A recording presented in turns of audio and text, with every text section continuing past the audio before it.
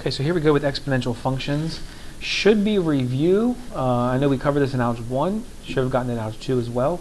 An exponential function can be represented by the equation y equals a times b to the x. Okay, we've talked about what these mean. The a would be the initial value.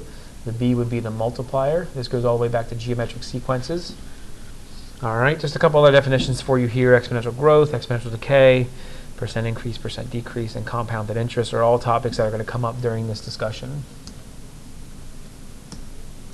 So here are the basic forms of some of these just manipulations of the same equation, right? So here's the basic form that we talked about on the previous slide. A is the initial value, b is the multiplier.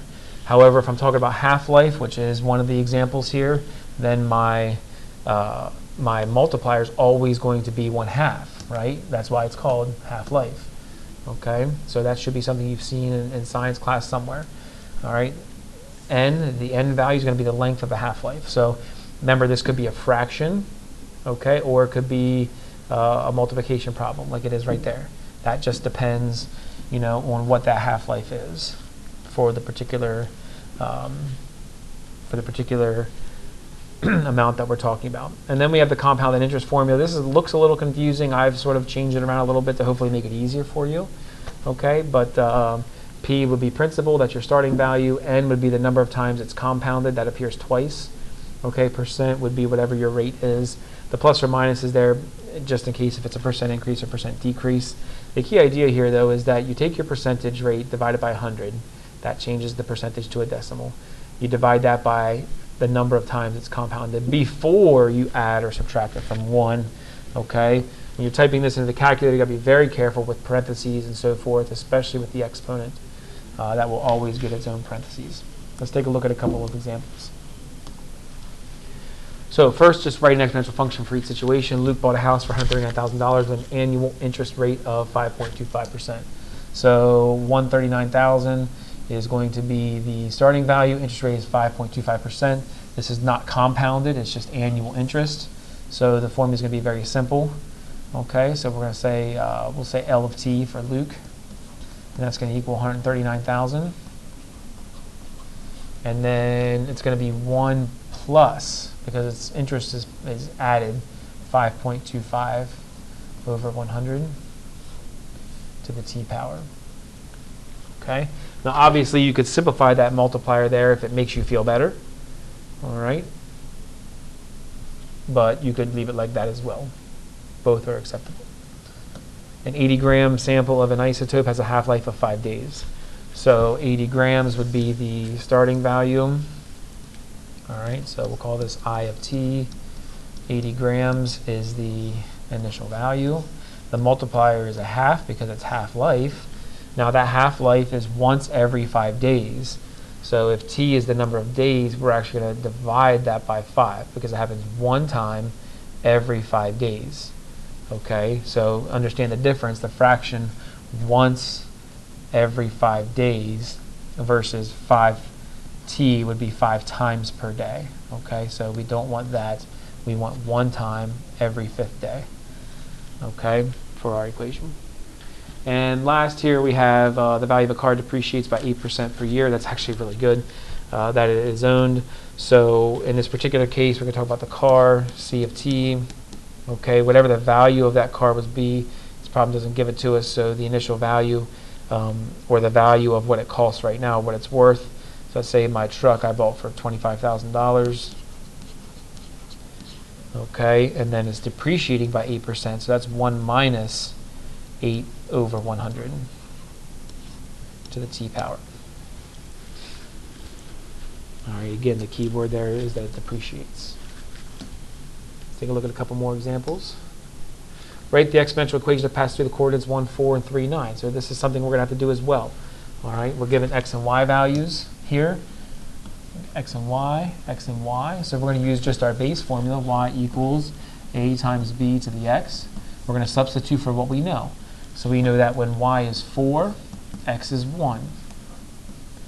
We know that when y is 9, x is 3. Now we have a system of equations with 2 unknown variables. We're going to solve that system of equations. All right, the variable that I'm going to get by itself is actually the a. mainly because it has no exponent with it, which means it'll be the easiest.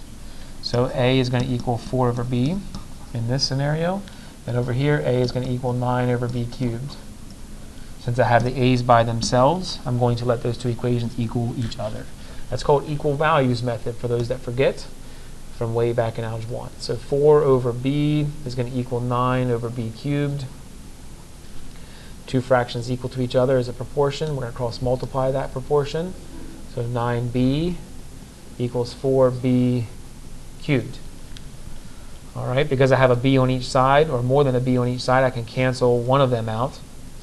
So I have 9 equals 4b squared. I'm going to divide by 4, so I get 9/4. Leave it like that. I don't want a decimal, because when I square root both sides, square root, I know the square root of 9 is 3, I know the square root of 4 is 2, so 3 over 2 is my b value, or 1.5, if you will. All right, once I have the b value, I need to plug that back in and find a.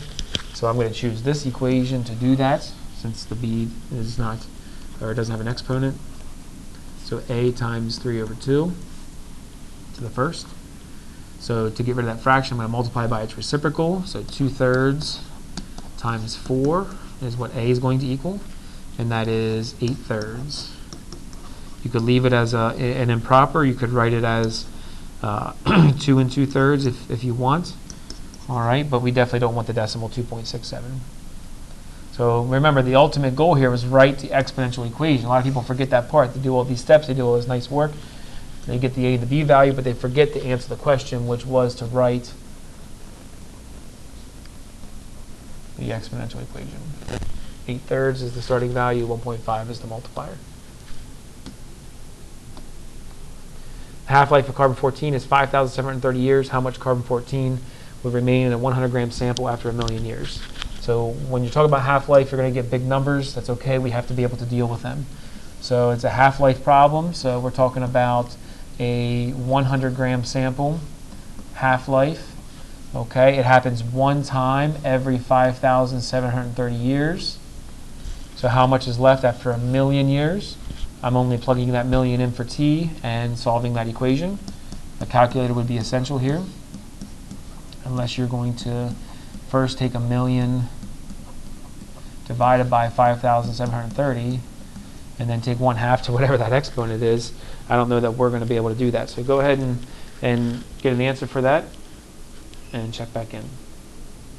So depending on what order you did this in, if you just calculated this first, right, that's fine. You get 174.52, okay?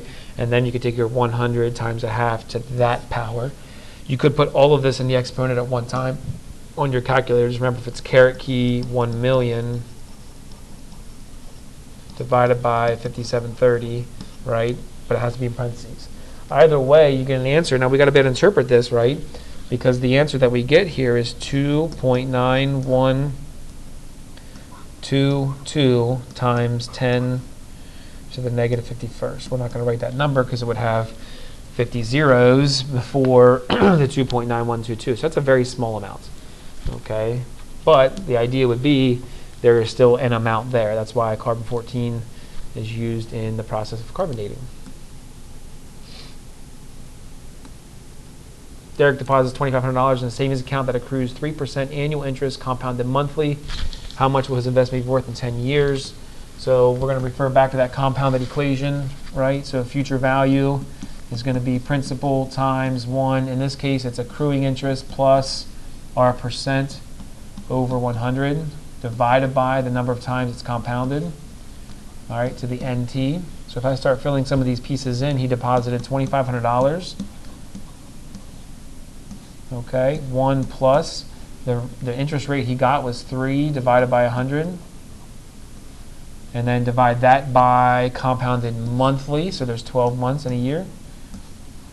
And then 12t will be my exponent because it's compounded 12 times a year. So how much is investment worth in 10 years? I'm just plugging 10 in for the t value. So 2,500,